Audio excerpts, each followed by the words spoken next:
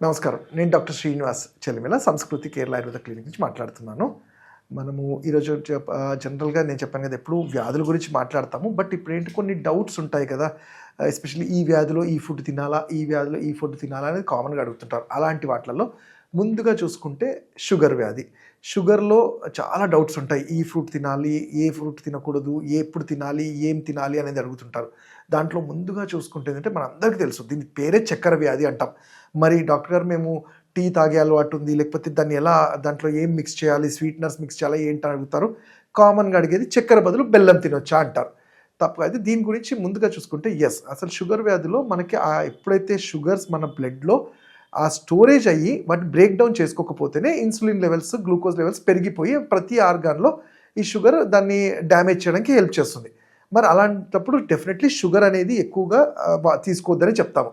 మరి దాని రీప్లేస్‌లో ఏంటి మరి టేస్ట్ కోసం కానియండి, దానికి లేదంటే వేరే గుణాలు మన శరీరంకి స్వీట్ అనేది ఉట్టి ఏదో ఎనర్జీ అంటే స్టోరేజ్ కోసం కాకుండా అంటే షుగర్ స్టోరేజే కాకుండా ఎనర్జీని కూడా ఇస్తుంది కాబట్టి వేరే పదార్థాలు ఏమన్నా ఉన్నాయంటే తప్పకుండా మీరు డెఫినెట్‌లీ మేము అడ్వైస్ చేసేంటే బెల్లం అంటాం. బెల్లం తీసుకోవచ్చా? షుగర్ ప్లేస్‌లో బెల్లం తీసుకోవచ్చా? అంటే పాత బెల్లము అంటాం. తాటి బెల్లము నల్లగా వచ్చేది ఉంటుంది. ఇది తక్కువ మోతాదులో మీరు ఆ టేస్ట్ కోసం కావాలంటే యూజ్ చేసుకోవచ్చు. కాకపోతే మనం ఏదైనా చెప్పినట్టు అతివృష్టి, అనావృష్టి అన్నట్టు ఉండకూడదు. అదే పనిగా ఇది మంచిది కదా అని చెప్పేసి తీసుకుంటూ వెళ్తే దానివల్ల కూడా అనర్థాలుంటాయి. కాబట్టి అది తక్కువ మోతాదులో తాటి బెల్లము, ఈ బ్లాక్ కలర్ బెల్లం లాంటిది వాడొచ్చు. ఇలాంటిదే కాకుండా మనం మిశ్రీ అంటాము. అంటే పటిక బెల్లము. మనకి ప్రసాదాల్లో యూజ్ చేసేది కూడా తక్కువ మోతాదులో ఆ షుగర్ రెగ్యులర్‌గా వచ్చే ఈ షుగర్, రిఫైన్డ్ షుగర్, ఈ షుగర్స్ వల్ల కన్నా ఇది వాడుకోవడంలో ఎంతో కొంత ఉపయోగం ఉంటుంది. ఎస్పెషల్లీ వీళ్ళలో తేనె అనేది షుగర్ పేషెంట్స్‌లో అవాయిడ్ చేయమంటాము. అంటే కామన్‌గా అడుగుతుంటారు. మేము తేనెకి చాలా మంచి గుణాలు ఉంటాయి కదా! సో తేనె తీసుకోవచ్చా? అంటే డెఫినెట్‌లీ నాట్ అనే చెప్తాము. తేనె కూడా కొన్ని సందర్భాల్లో షుగర్‌ని ఎలివేట్ చేస్తుంది కాబట్టి షుగర్ కానీ, ఫర్మెంటెడ్‌గా ఉన్న ఎటువంటి లిక్విడ్స్ కానియండి అవాయిడ్ చేయమంటాం. అంటే ఆల్కహాల్ కానీ ఇవి డెఫినెట్‌లీ అవాయిడ్ చేయాల్సిందే. ఫుడ్‌లో కూడా సాత్విక ఆహారం తీసుకోవాల్సి ఉంటుంది.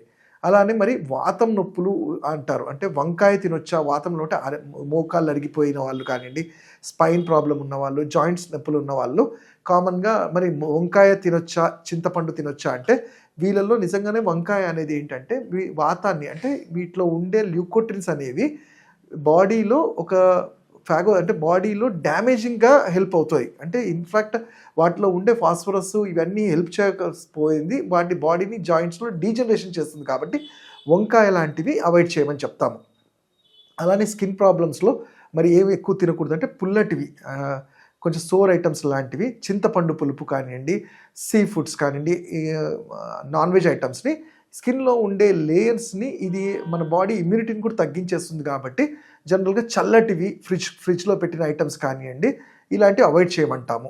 అలానే మనము యూరినరీ ఇన్ఫెక్షన్స్ ఉన్న వాళ్ళల్లో లేదంటే దానికి సంబంధించి ఆడవాళ్ళలో యూరినరీ ఇన్ఫెక్షన్స్ చాలా కామన్‌గా చూస్తుంటాం. సిస్టైటిస్ వీళ్ళల్లో తీసుకోకూడనిది ఏంటంటే పాలకూర లాంటిది కానియండి, అలానే మనం ఎక్కువ చూసుకుంటే ఏంటంటే బాగా స్పైసీ ఐటమ్స్ లాంటివి అవాయిడ్ చేయమంటాము. ఈజీగా డైజెస్ట్ అయ్యి మజ్జిగ ఇలాంటివి తీసుకోమంటాం.